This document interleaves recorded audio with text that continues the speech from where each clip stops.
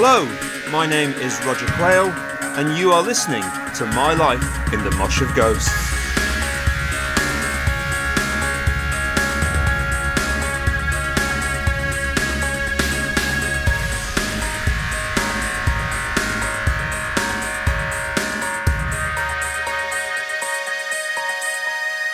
Hello there, and welcome back to My Life in the Mosh of Ghosts with me, your host, Roger Quayle, and thank you for joining me. Moving on, we've reached gig 65, and we are coming towards the end of 1983. We're back at the new Octagon Centre at Sheffield University, where I had my molecules adjusted by Sun Ra in gig 64.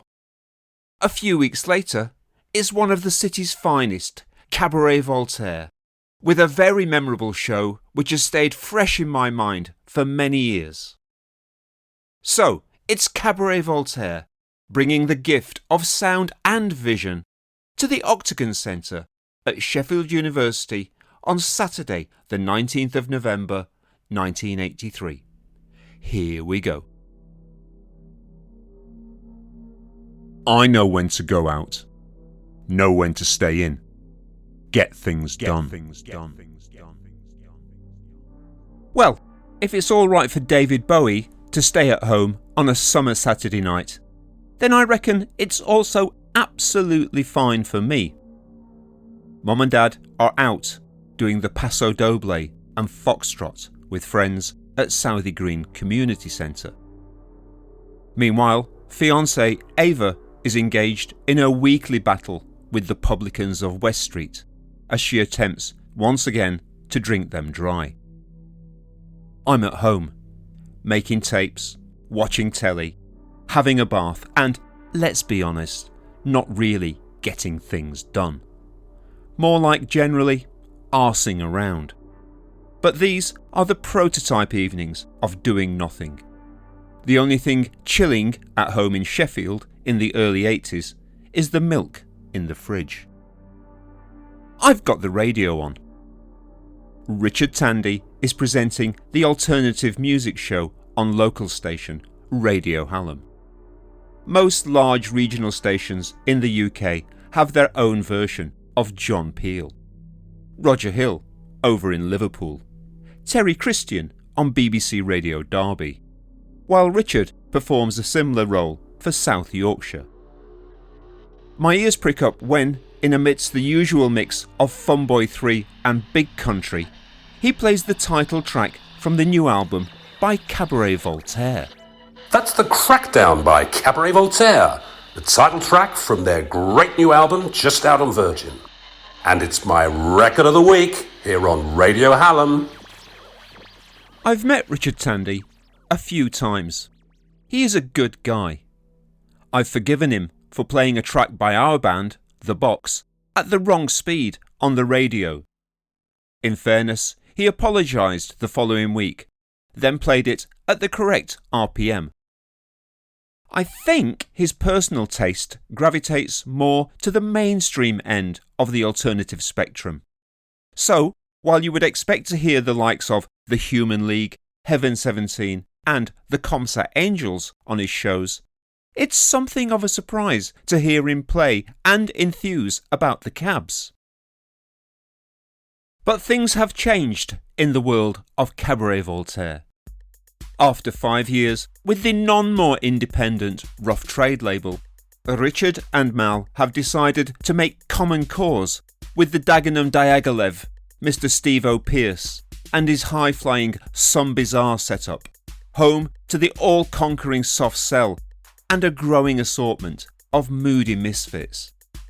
As a result, Steve-O has found Virgin Records to be a willing and excited partner to sell, market and distribute the cab's material. To some purists, a change like this, from the righteous communal rough trade on Blenheim Crescent West 11 to their more commercially minded cousins just a 12-inch picture disc remix away in Vernon Yard, seemed like a perfidious move.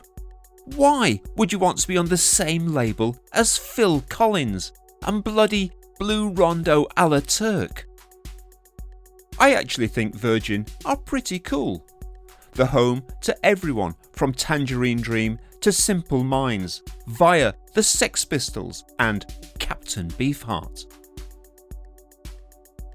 Richard and Mal want their music to reach more people, to get their albums stocked in a broader range of shops, both at home and overseas. Virgin has a history of success with an eclectic mix of left-field electronic music, and already has 2 Sheffield bands, the Human League and Heaven 17, on the roster. They are keen to collect the set. The terms of this agreement between Steve-O, the Cabs and Virgin are subject to much speculation in the pubs and rehearsal rooms of Sheffield, with hazardous guesses ranging from the cost of a nice house in London to the transfer value of a decent First Division striker. True to their word, Virgin get the album into our price, which doesn't mean anything in Sheffield, but is apparently a big music chain down south. The band are on the cover of magazines in the UK and Europe, and they are finally getting airplay from the likes of Richard Tandy at Radio Hallam. In August, the Crackdown charts at number 31 on the official UK album charts. The big grown-up countdown, not the independent lists. There it is in print, snuggled between Kool and the Gang and Tears for Fears. Cabaret Voltaire's last studio album release for Rough Trade, 2x45, managed to creep in at 98. This is progress. This is entertainment. This is fun. I'm thrilled for them. I'd like to say my wallet played a part in helping to get the Cabs album into the charts. The truth is, I didn't have to buy it because Richard Kirk gave me a free copy in the Washington pub one Sunday night, before it was officially released. He's a friend, and a kind and generous one. And it's the same goodwill that prevails when I ask if I can be on the guest list for their Sheffield gig at the university in November. No one is ever going to mistake Cabaret Voltaire for Marshall Stack hauling, diesel sucking road monsters. Their contemporaries, Depeche Mode, released their third studio album the week after the Crackdown and have just wrapped a 22-date jaunt around the UK. They're now just pausing for breath before they push on into Europe, well into 1984. Meanwhile, the Cabs did a more modest 6-show run the week their album was released. This new Sheffield show, their first in their hometown since they played the opening of the Lyceum in August last year, nestles between a prestigious appearance on a Spanish TV recording in Madrid, Virgin proving their international value, and the start of a 9-date run around the continent which will take them up to Christmas. Apparently, the band are quickly cooking up something very special for the Sheffield gig. Since opening in October, the new Octagon Centre at the university has quickly established itself as the go-to venue for visiting bands looking to step up from the lead mill, but perhaps aren't quite ready for the City Hall. The Smiths and The Fall have already played here, while Death Cult will be along soon. I was here last month for an incredible gig by Sun Ra and his fantastic orchestra. I don't think I've quite yet recovered from that encounter.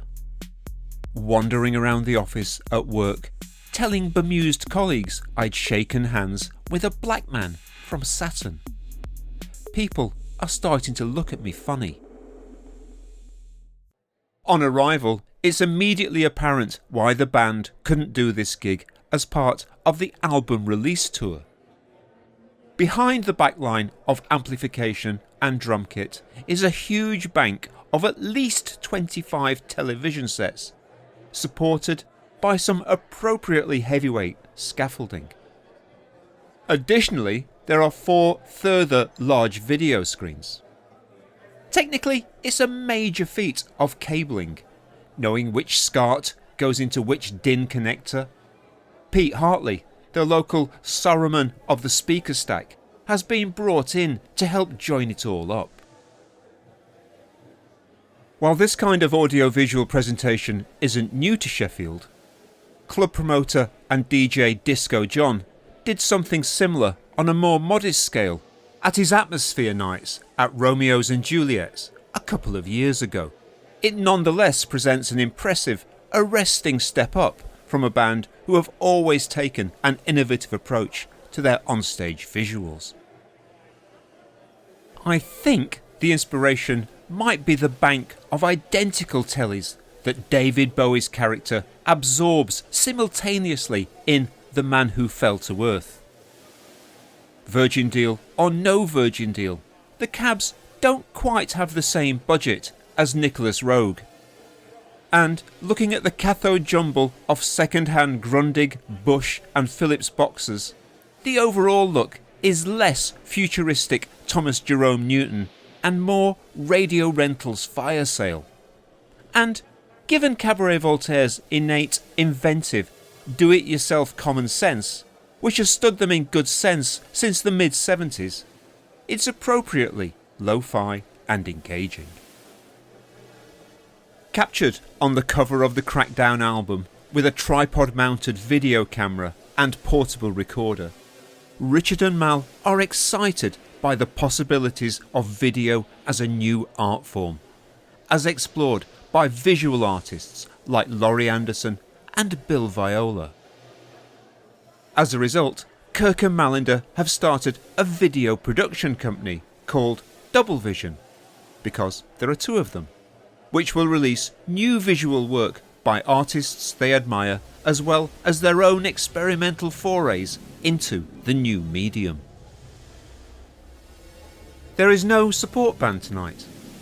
Instead, the multiple screens flicker with film footage from the Cab's video archive, a move-in melange that includes robotics, William Burroughs, firearms, tear gas, Joseph Boys and Playboy girls, fiercely edited in a style that owes more than a little to the cut-up technique, pioneered in print by the Dadaist art movement in the 1920s.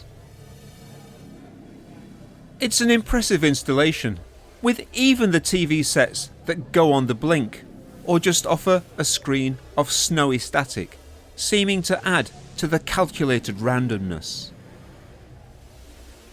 The Octagon Centre is filling up nicely. This being Cabaret Voltaire in Sheffield, there is a confabulation of pretentious people in the bar, loudly holding forth on everything from Paul Young's abominable cover of Love Will Tear Us Apart to the American cruise missiles now based at Greenham Common. A brassy storm of big band jazz over the PA system signals that the Cabs are about to start, which you'd think might make folks leave the bar and watch the band. But I've seen them enough times now to understand that, much like racing fans who go to the Cheltenham Festival for the betting and the crack but never actually see a horse, a CV Sheffield gig is, for some, more soiree than spectacle. We've travelled yards to see you tonight. Josh's Mal as the synths zip into life, while he and some of the other lads from Upperthorpe have relocated to a house in Hillsborough. It would be easy for Richard to pop back home around the corner after soundcheck, watch Russ Abbott's Madhouse, have a curry and be back in time for the gig. Joining them on stage tonight is drummer Al Fish, the genial Mackem has been playing for both Xhale and Cabaret Voltaire for over a year now, both in the studio and live, including their Japanese tour. Am I jealous? Maybe, just a little bit. But he is very good company, with a wonderful northeast accent, and his style suits the discipline needed to gel seamlessly with the backing tracks they use live.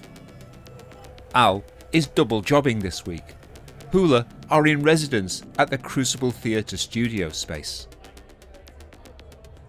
They are all wearing black leather trousers, leather bomber jacket, leather coat. You could drive a small herd of Aberdeen Angus down West Street with the amount of hide on show in here tonight. And it's not just the cabs who favour this look. There's a motorbike accessories shop at the bottom of the moor called Lewis Leathers. And I suspect they've got used to a steady flow of pasty-faced, weedy-looking lads from bands who wouldn't know a Harley from a Honda, but are nonetheless ready to splash the cash to try and look like Marlon Brando in The Wild One. The music starts. The new album was partially recorded at the famous Trident Studios in London, where Bowie, Lou Reed and Queen shaped some of their best known songs. The precocious young engineer on the Cab sessions, a 22-year-old lad known as Floyd, will go on to produce U2, Smashing Pumpkins and Sigur Rós. In a live setting, the 24-track polish of the studio recordings is supplanted by a more rough-hewn, tumultuous feel. The drums in particular, a powerful blend of live playing and pre-prepared backing tracks, hit like a battering ram. The opening track sounds a bit like The Message by Grandmaster Flash and the Furious Five, with Mal, well, not quite rapping, but certainly growling rhythmically. Indeed, his former horse whisperer delivery has been replaced by something closer to conventional singing.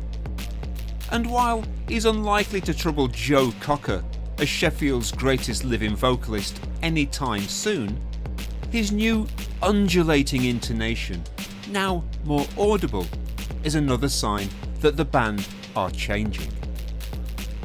Another new track starts, grooving like a sidewinder across the desert, with Richard playing some splintering electric guitar lines, and this gets the audience moving. Meanwhile, the bank of tellies share a mixture of disorientating video footage with a live onstage camera feed. It's an ambitious blend, putting the disco in discombobulation in a patently Cabs way. Always about the present day, but with one uneasy eye on the future, they don't play anything older than a track called Gut Level, which came out at the beginning of the year. There's more chance of hearing them play the theme from Shaft than Nag Nag Nag. To them, catalogue is something your mom orders her Christmas presents from. Tonight, these all new tracks, with expertly rendered sound collages covering the transitions from song to song, gather momentum from simply up-tempo to positively frantic. Richard moves from guitar to sax to keyboards, with a relentless Mal as a bulging-eyed babbler. If the old band hypnotised the audience into coalescence, a living, breathing manifestation of the swirling portal in the 60s Time Tunnel TV show, then the late 83 CV are here to pulverise us with the brutal, rhythmic repetition of their carbuncular funk.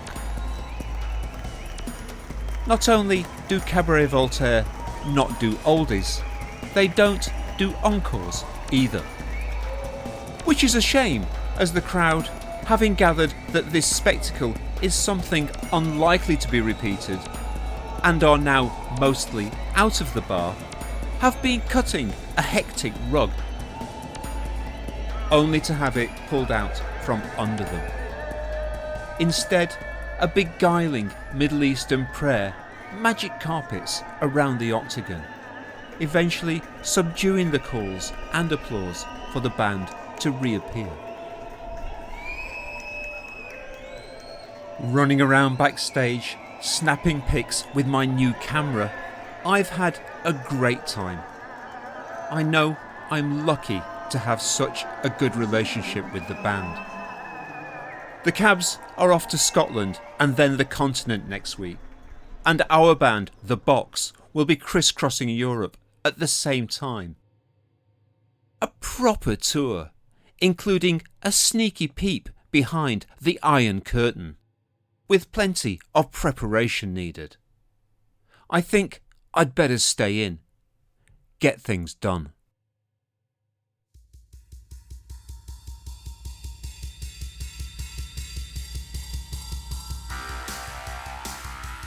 You have been listening to My Life in the Mosh of Ghosts. Intro and outro music by Simon Elliott Kemp. Artwork by Rionagh. Editor Nigel Floyd. With thanks to Mal, Paul Widger, Alan Fisher, Simon Dell, Mark Finnegan and John Quinn. Join me again next time for more tales from My Life in the Mosh of Ghosts. Until then, this is Roger Quayle saying thanks for listening and bye bye.